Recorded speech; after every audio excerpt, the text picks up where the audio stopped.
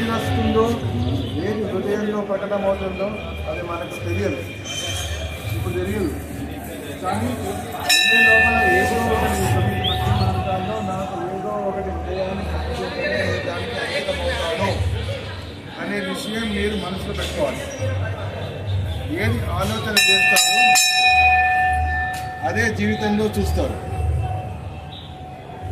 ఎప్పుడైతే దుఃఖాన్ని ఆలోచన చేస్తుంటే దుఃఖాన్ని చూస్తారు,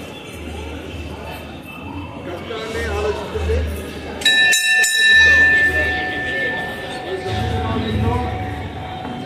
నాకు గమనం మీద ఉత్సాహం కలగాలి, లేకపోతే ఆదిత్యవాళ్ళ మీద కలగాలి, ఏదో ఒక ఆలోచన చేస్తారో అదే మీరు జీవితంలో చూస్తారు.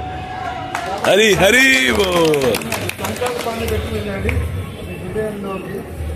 మహాప్రభు ప్రియమైంది, ఇష్టమైంది, ఆనందాన్ని ఇచ్చేది ఆ సంకల్పంతో మనకి. హరే కృష్ణ.